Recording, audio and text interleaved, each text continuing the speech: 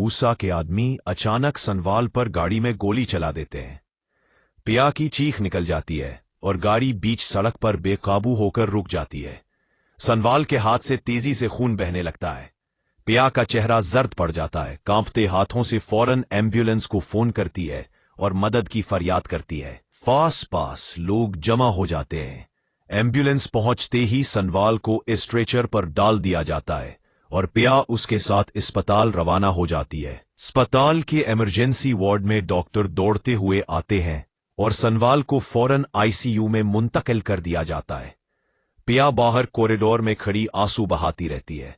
कुछ देर बाद डॉक्टर बाहर आकर बताते हैं कि मरीज की हालत बहुत नाजुक है और अगले 6 घंटे इंतहाई अहम है, कुछ भी हो सकता है।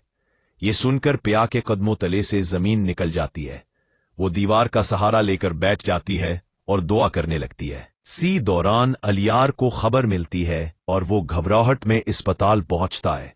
पिया उसे देखते ही गुस्से और दर्द में कह उठती है कि तुम्हारे अब्बू ने सनवाल की जान लेने की कोशिश की है। अलियार साकित रह जाता है, धीमी आवाज में कहता है कि यह मुमकिन नहीं, मेरे अब्बू ऐसा नहीं कर सकते, मगर उसके चेहरे पर शक साफ नजर आता है। कुछ देर बाद डॉक्टर दोबारा बाहर आता है और बताता है कि ऑपरेशन कामयाब हो गया है और सनवाल की जान बच गई है। आप चंद लम्हों के लिए उससे मिल सकते हैं।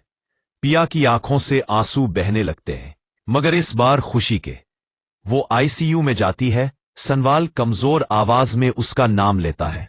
पिया उसका हाथ थामकर कहती है कि तुम्हें कुछ नहीं होगा, मैं यहीं हूं। इसी वक्त डीएसपी शहरियार अपनी पुलिस टीम के साथ अस्पताल पहुंचता है और सनवाल से मिलता है।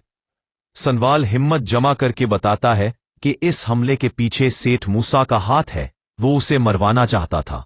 शहरियार उसे तसल्ली देता है कि अब सबूत वो खुद जमा करेंगे।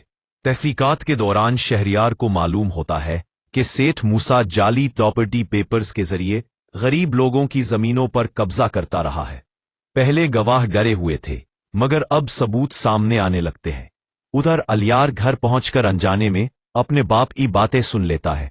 सेठ मूसा गुस्से में निसार से कह रहा होता है कि सनवाल की जान बच जाना तुम्हारी नाकामी है।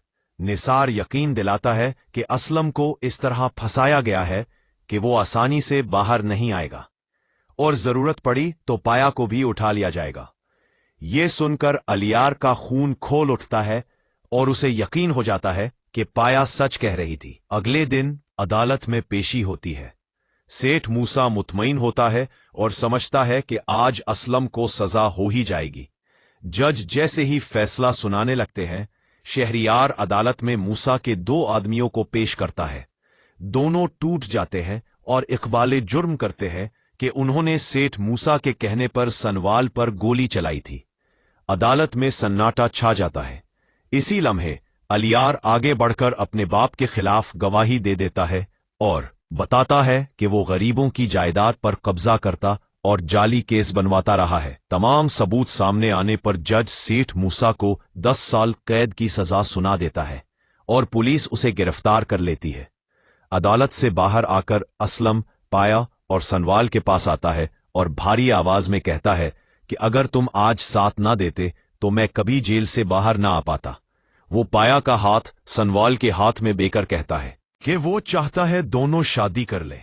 पिया और सनवाल एक दूसरे को देखकर हाँ कर देते हैं। पीछे खड़ा अलियार ये सब देखता है और खामोशी से अमेरिका चला जाता है। कुछ दिन बाद सनवाल और पिया की शादी का दिन आ जाता है। स्टेज पर दोनों सजे हुए बैठे होते हैं। मौलवी साहब निकाह पढ़ाते हैं। पिया मुस्कुराकर कबूल है कहती है, फिर सनवाल भी कबूल है कह देता है। हॉल तालियों से गूंज उठता है। शादी के बाद जिंदगी नया रुख इख्तियार कर लेती है।